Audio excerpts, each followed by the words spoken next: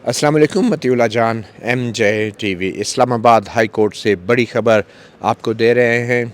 Justice Mohsin Akhtar Kiani ने 55 लापता Bloch तलबा के एक केस में निगरान वज़ीर आज़म अनवारुल्लाह काकड़, वज़ीर दिफ़ा, सेक्रेटरी दिफ़ा, वज़ीर दाखिला और सेक्रेटरी दाखिला को 29 नवंबर को तलब कर लिया है।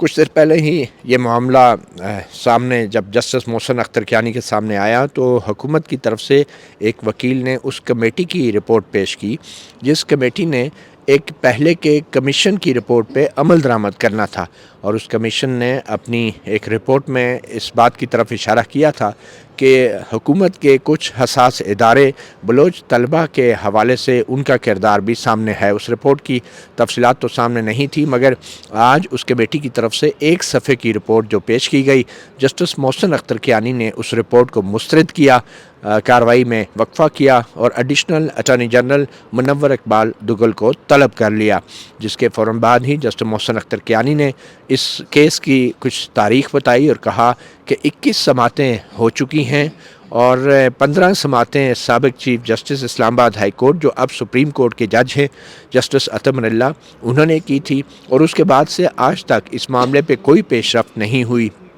जबरी अफराद कमीशन का जो जबरी अफराद के गुमशुदगी का जो कमीशन है जबरी गुमशुदगियों का, उस कमीशन की भी कोई कारकर्दगी नहीं है और हम आज भी उस कमीशन की कारकर्दगी को रो रहे हैं। मगर आज की जो डेवलपमेंट है इसके बारे में हम जानेंगे। जो दरख्वास्त गुज़ार हैं ईमान हाज़र मज़ारी, उनकी वकील हैं, बलोच तलबा की तरफ से इस केस में पेश होती रही हैं। पहले इसका कुछ पस मंज़र जानते हैं और फिर आज की कार्रवाई के बारे में भी बात करते हैं। एडवोकेट ईमान मज़ारी, बहुत शुक्रिया मतीउल्लाह जान MJ TV को वक्त देने का। कुछ इस केस का पस मंज़र बताएँगे कि एग्जैक्टली दरख्वास्त गुज़ार हैं कौन और उनकी इस्तदा क्या है? जी, इस केस का पस मंज़र ये है कि मार्च 2022 में बलोच तलबा एक हफ़ीज़ बलोच है, स्टूडेंट कायद-ए-आज़म यूनिवर्सिटी का, उसे जबरन लापता किया गया था।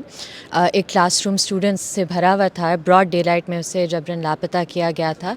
उसके बाद इधर बलोच तलबा ने कैंप लगाया था 1 महीने के लिए इस्लामाबाद। कायद-ए-आज़म यूनिवर्सिटी का? जी, कायद-ए-आज़म यूनिवर्सिटी का, और उन्होंने कैंप लगाया था 1 महीने के लिए प्रेस क्लब के बाहर। ये पिटिशन्स उस वक्त से ऑनरेबल इस्लामाबाद हाई कोर्ट में चल रही हैं। उस दौरान हम हर रोज़ तकरीबन नए जबरी गुमशुदगियों के केसेस जो बलोच तलबा से रिलेटेड थे वो कोर्ट के सामने पेश कर रहे थे। लिहाजा इवेंचुअली जो former chief justice Islamabad high court थे जस्टिस अतम मुनल्ला, उन्होंने ऑर्डर पास किया कि एक कमीशन बनाया जाएगा। उस कमीशन के सरबराह पहले सादिक संजरानी साहब को बनाया गया। सादिक संजरानी साहब ने कोई कार्रवाई नहीं की और एंड में उन्होंने कहा कि मैं अपने आप को इस कमीशन से रिक्यूज़ कर रहा हूँ। लिहाजा फिर अख्तर मैंगल साहब को कमीशन का सरबराह बनाया और उस कमीशन ने अपनी कार्रवाई शुरू की, मीटिंग्स की। वो बलूचिस्तान भी गए, बलूचिस्तान यूनिवर्सिटी भी गए और उन्होंने अब एक कोई 500 सफ़ों पर मुश्तमिल एक रिपोर्ट कोर्ट में जमा कराई थी कोई फरवरी 2023 में। और उस रिपोर्ट के बाद फिर क्या कार्रवाई हुई? उस रिपोर्ट के बाद हुकूमत की तरफ से बारहा वो टाइम सीख कर रहे थे कि जी फेडरल कैबिनेट के सामने हम प्लेस करेंगे, हम इस पर एफर्ट्स करेंगे। वही जो स्टैंडर्डाइज्ड एक रिस्पांस आता है जबरी गुमशुदगियों के केसेस में, कागजी कार्रवाई से बढ़ के इस केस में अभी तक हुकूमत की तरफ से कोई रिपोर्ट पर अमल दरामद नहीं नज़र आ रहा।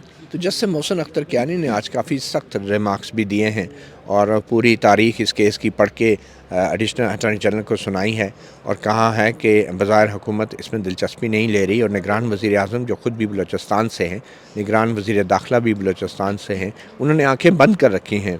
तो जस्टिस मोहसिन अख्तर कियानी ने क्या एग्जैक्टली रिमार्क्स में कहा आज की कार्रवाई के दौरान? जी, आज उन्होंने यही बात की कि क्योंकि बलूचिस्तान से ताल्लुक़ रखते हैं हमारे वज़ीर आज़म साहब और इंटीरियर मिनिस्टर साहब, लिहाजा उन्हें ज़्यादा एहसास होना चाहिए था इस बात का कि वो ख़ुद बलूचिस्तान से ताल्लुक़ रखते हैं और बलोच तलबा की जबरी गुमशुदगियाँ चलती आ रही हैं।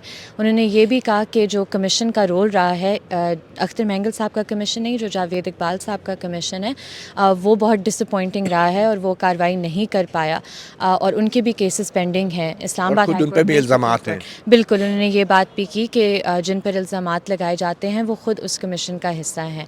تو آج انہوں نے یہ بھی بہت جو آپ نے ابھی ذکر کیا کہ انہوں نے پرائم منسٹر صاحب کو طلب کیا ہے, minister defence, secretary defence, minister interior اور سیکریٹری انٹیریئر کو طلب کیا ہے کہ وہ آ کر اپنے کانڈکٹ کو ایکسپلین کریں, کیونکہ جو 55 ریمیننگ بلوچ اسٹوڈنٹس ہیں, ہم نے 69 اسٹوڈنٹس کی لسٹ دی تھی جو 2022 میں لاپتہ ہوئے تھے, اس میں سے کوئی 10 اسٹوڈنٹس ریکور ہو گئے تھے, 59 اسٹوڈنٹس.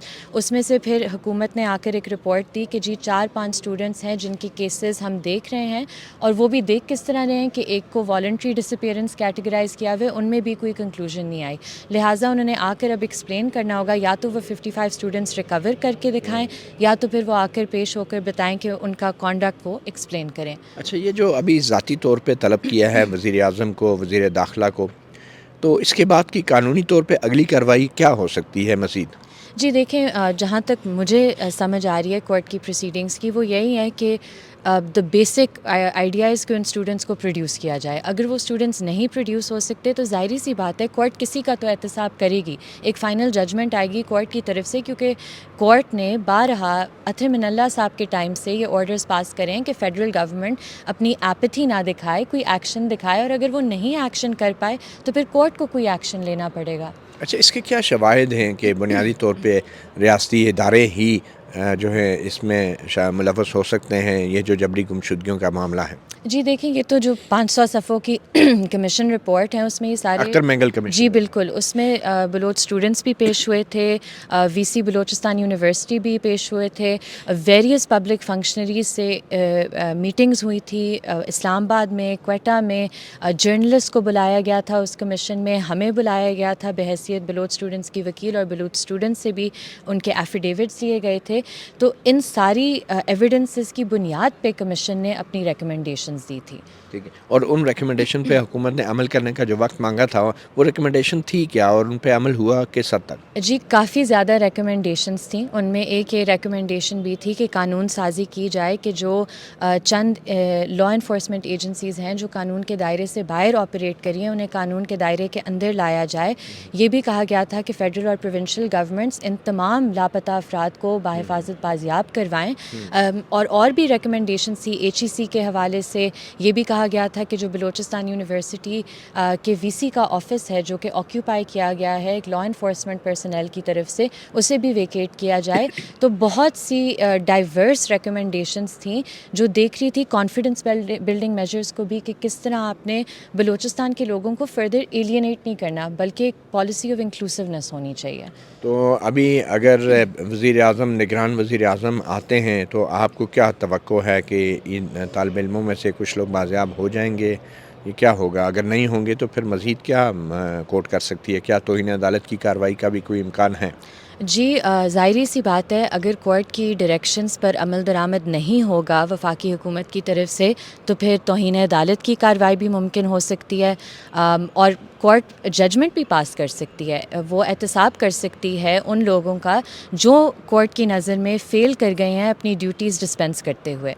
اچھا, بلوچ طلبہ کے حوالے سے جو پروفائلنگ کا ایک الزام سامنے آ رہا تھا کہ ان کی پروفائلنگ کی جا رہی ہے, ان کا ڈیٹا شیئر کیا جا رہا ہے, اس حوالے سے ابھی تک عدالت نے کیا احکامات دیے اور کیا ان پہ کتنا عمل ہوا ہے؟ جی دیکھیں, وہی ریکمنڈیشنز کمیشن نے بھی دی تھی کہ یہ پرسنل ڈیٹا جو ہے بلوچ اسٹوڈنٹس کا یہ نہ شیئر کیا جائے, لا انفورسمنٹ ایجنسیز اسے نہ کلیکٹ کریں, ایچ ای سی ایک پالیسی فارمولیٹ کرے اس پر تاکہ یہ پریکٹس رک جائے. لیکن ہم دیکھ رہے ہیں, آج میں نے کورٹ کے سامنے بھی یہ انفارمیشن رکھی کہ یہ سلسلہ ابھی تک چل رہا ہے. اٹس ناٹ کہ یہ رپورٹ آ گئی اور یہ کمیٹی بن گئی اور یہ سلسلہ رک گیا ادھر ہی, یہ سلسلہ ابھی بھی جاری ہے. تو ابھی اس کیس کے اندر حتمی فیصلہ آنا ہے, ججمنٹ آنی ہے. جی بالکل. اور یہ ججمنٹ اگر آتی ہے تو اس میں آبویسلی کچھ لوگوں کو ذمہ دار ضرور ٹھہرایا جائے گا, مگر کیا اس کیس کے اندر جو متعلقہ ادارے ہیں, حساس ادارے, کیا ان کو بھی فریق بنایا گیا ہے؟ کیا کمیشن نے ان کو بھی سنا ہے, ان کے بیانات بھی ریکارڈ ہوئے ہیں حساس اداروں کے؟ جی بالکل, سب جو پبلک فنکشنریز ہیں, لا انفورسمنٹ ایجنسیز ہیں, ان سب کو کمیشن نے ان سے میٹنگز کی, ان کا بھی پوزیشن لیا. جو secretary ministry of human rights ہیں انہوں نے بھی اپنا ایک ایڈیشنل نوٹ دیا ہوا ہے اس کے ساتھ. آئی بلیو سیکرٹری ڈیفینس نے بھی اپنا ایڈیشنل نوٹ دیا ہوا ہے. تو ظاہری سی بات ہے جو اس کیس میں پارٹیز ہیں اور جن کی آئینی ذمہ داری ہے کہ وہ کانسٹیٹیوشن کو اپ ہولڈ کریں, فنڈامنٹل رائٹس کو اپ ہولڈ کریں, اگر وہ نہیں کر پا رہے تو ظاہری سی بات ہے ان کا ہی احتساب ہونا چاہیے. اس سارے معاملے میں جو ہماری وزارت انسانی حقوق ہے, جس کی ابھی نگران وفاقی وزیر ہیں مشال ملک, ان کا کیا موقف رہا ہے؟ جی آئی ایم ناٹ شیور کہ ان کا اسپیسیفکلی کیا موقف اس پہ رہا ہے جب سے وہ آئی ہیں, یا اگر انہوں نے اس پہ بات بھی کی ہے. لیکن آبویسلی یہ ایک ہیومن رائٹس ایشو ہے. کورٹ کی طرف سے بھی بارہا یہ آبزرویشن آئی ہے کہ ایک ہیومن رائٹس ایشو ہے, لہٰذا اگر ہیومن رائٹس منسٹری سے خاموشی ہے تو پھر یہ ایک بہت بڑا سوالیہ نشان ہے. بہت شکریہ ایڈوکیٹ ایمان مزاری. ایک بار پھر آپ کو بتاتے چلیں کہ اسلام آباد ہائی کورٹ نے کچھ دیر پہلے ہی نگران وزیر اعظم انوار اللہ کاکڑ, ان کے نگران وزیر داخلہ اور سیکرٹری داخلہ اور نگران وزیر دفاع اور سیکرٹری وزارت دفاع, ان کو 29 نومبر کے لیے طلب کر لیا ہے اور کہا ہے کہ اگر 29 نومبر تک 55 لوگ جو ہیں وہ بازیاب نہیں ہوتے, جو بلوچ طلباء ہیں 55, تو پھر یہ تمام شخصیات جو ہیں وہ ذاتی طور پہ اسلام آباد ہائی کورٹ میں جسٹس محسن اختر کیانی کی عدالت میں پیش ہوں گی. مطیع اللہ جان, MJ TV سے اتنا ہی, اجازت دیجیے, اللہ حافظ.